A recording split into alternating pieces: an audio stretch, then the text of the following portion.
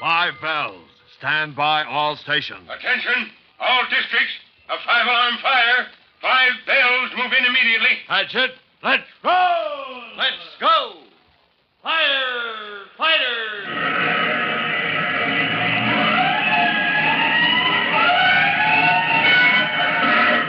Presenting Firefighters, the true-to-life story of our unsung heroes who stand ready to ride by day or night against our most murderous enemy, the demon of fire. In just a moment, we'll join Chief Cody, Tim Collins, and Jimmy at the scene of the mysterious fire in the film storage vault at the Central Newsreel Company. Jimmy and Tim had gone there to pick up some film for showing at Jimmy's school. And while the newsreel manager, John Gillette, was giving them a behind-the-scenes peek at the newsreel business, fire suddenly broke out among the highly inflammable film stored in the company's vaults. Well, when we left them last time, a very significant fact about the fire had just come to light, which I'll remind you about right after this important message.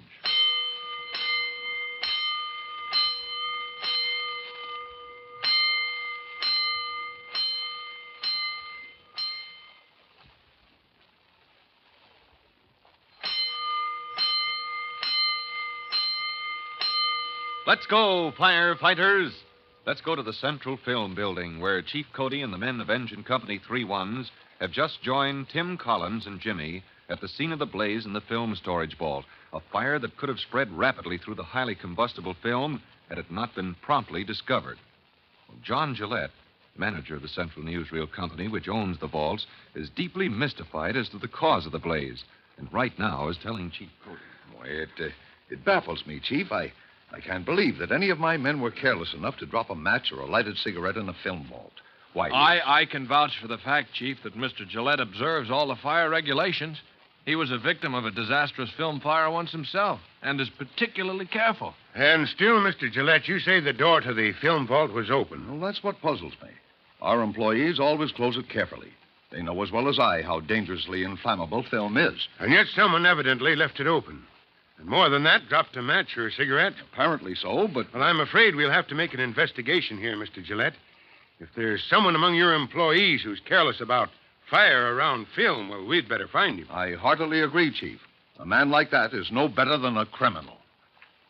A few minutes later, after an elevator operator of the building came forward with some very illuminating information, Chief Cody, Tim, and Jimmy step into the office of the newsreel manager, Mr. Gillette. That's a very interesting story your elevator operator has to tell, Mr. Gillette. Now, do you think the man is honest? Old Tansy? Never knew him to lie before. He says that just before the fire bell sounded, he picked up a man on this floor who acted very suspiciously. Yes, and that in itself might just have been old Tansy's imagination. Yes, sir, but he said the man was in evident pain over what looked like a bad burn on his hand. Yes, that's certainly unusual and probably more than coincidence. Mr. Gillette. Yes, Chief? Do you have any known enemies? Why, not that I know of. Think hard, because it looks very much like the fire in your vault was deliberately set. It seems hard to believe. Still, it's easier to believe than that some of my men are guilty of carelessness. But an enemy? No, I can't think of a soul who would do such a thing. Maybe some old business associate, somebody who held a grudge. No, I'm sure there's no one. Tell me, Mr. Gillette, what sort of film was stored in that vault? Oh, negatives of old newsreels, and sometimes the prints themselves. Can you think of any reason why someone would want to destroy any of that film? No, none whatever.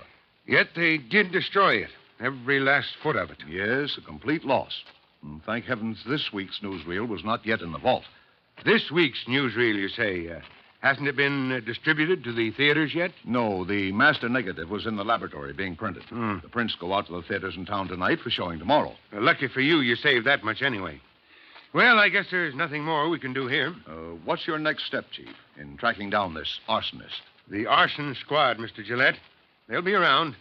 Meanwhile, if you learn anything, get any clues, give me a ring quick, huh? Certainly will, Chief. Come on, Tim. Jimmy. Yes, sir. Let's get down to headquarters where I can relax and think. This case needs some deep studying. An hour later finds the chief in his office at headquarters, his feet resting on the desk, hands locked behind his head.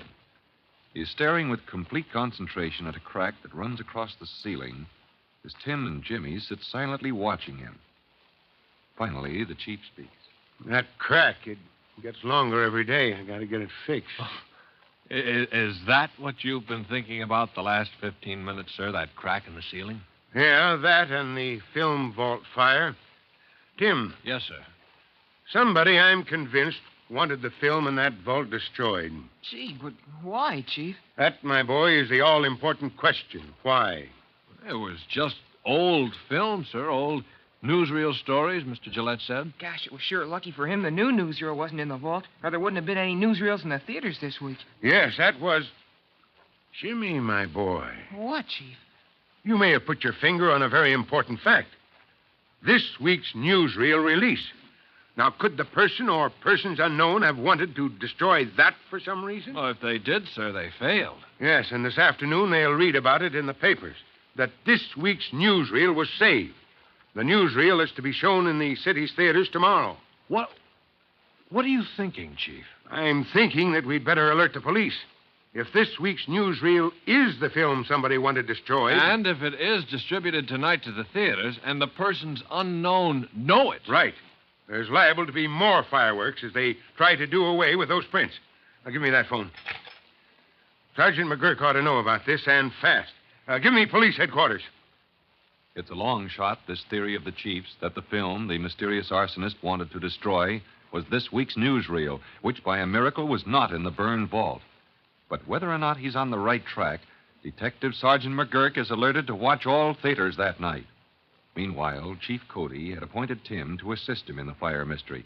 And right now, the two men are riding back to headquarters in the chief's big car after a conference with McGurk. What do you think that next move will be, Chief? By the person or persons unknown? Yes, sir. If they're after the prints of that newsreel, I figure they'll go after it at the theaters around town where it's being delivered. Well, McGurk ought to be able to take care of that. Yes, with a detective posted at every theater in town, they ought to nip any plot right in the bud. Of course, sir, if your theory's wrong... Well, then all this works for nothing. But somehow, Tim, I feel that... Headquarters calling Chief Cody. Headquarters calling Chief Cody. Oh, hey, they want you on the radio, sir. I'll take her. All right. Chief Cody, go ahead, headquarters. Call just came in from District 12, corner of Jeffries and 29th. 3 ones and 205 have rolled. Right, headquarters. Got it.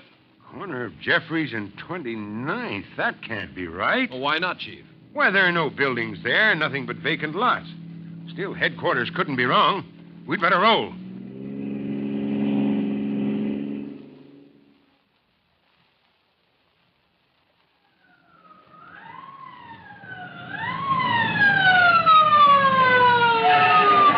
Holy smoke, Chief. It's the corner of Jeffries and 29th, all right. It's a truck. What's left of a truck? Yes, sir. Looks like she must have crashed into this pole and caught fire. Well, the boys about got it under control, I see, sir. There's Lieutenant Dinkins. Yes, we'll sir. get the story from him. Oh, Dinkins! Oh, hello, Chief. A nasty accident. What happened exactly? Well, when we arrived, this truck was wrapped around the telegraph pole, blazing like fury. The driver was sitting across the street, sort of dazed-like, rubbing his head. Was he hurt badly? Just shaken up. And what a story he had. Yeah? Said he was driving along 29th when all of a sudden a big car roars out of Jeffries right for him. He swerved and hit this pole. Oh, another fool, reckless driver. More than that, Chief, according to the truck driver. After he's hit the pole, the car stops. A man gets out, lights a cylinder of gasoline, and tosses it right into the truck cab. Blazing blisters. So that's how she caught fire. Yep. Driver was dazed, but managed to struggle free while the truck goes up in flames. Someone deliberately fired it, huh? Chief. Chief, come here. Oh, yeah, Tim? Here's the sign on this truck, sir. You can still make it out. Central Newsreel. Good heavens. Yes, sir. Looks like our person or persons unknown beat Sergeant McGurk to it. Yeah, they took care of those newsreel prints before they got to the theaters. Tim. Yes, sir. There must be some overpowering reason why someone wants those newsreels suppressed. Why they don't want anyone to see them. Well, they certainly don't stop at anything. No. Now, what is it? What could it be? Is there something in this particular newsreel? Something they don't want the public to see? It looks very much like it, Chief. By ginger, we'll find out. The prints are destroyed, but Mr. Gillette ought to still have a master negative of this newsreel. Yes, sir. What are you going to do? We're going to get a hold of Mr. Gillette. Take a look at that newsreel. Let's go.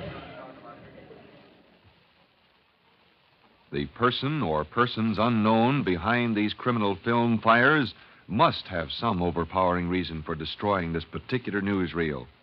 What can it be that drives them to arson and even attempted murder? Well, the clue may, as the chief says, be in the newsreel itself. We'll find out when we join the chief and Tim in the next thrilling, true-to-life episode of The Firefighters. In just a moment, Chief Cody will tell you, boys and girls, how you can help the firefighters in your own town. But first, here's a message you ought to hear. And now here's Chief Bob Cody with a message for all firefighters. Chief Cody. Hello, boys and girls. You know, one of the nicest pleasures of home is after supper, lighting a fire in the fireplace and sitting around it with the family. Nothing more cheering whether you're 8 years old or 80. But here's a little word of caution about fires in open fireplaces.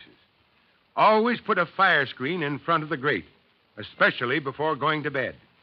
Many a fire has been started by a spark popping out of the fireplace after the family has retired. So remember this little precaution, won't you? Next time you have a fire in the fireplace, there's nothing more friendly than a fire in an open fireplace. Let's keep it that way in your home. Well, that's all for now. Till I drop in again, so long. Fire Chief Cody and the young rookie fireman Tim Collins will be back on the same station the next time you hear... That's it. Let's go!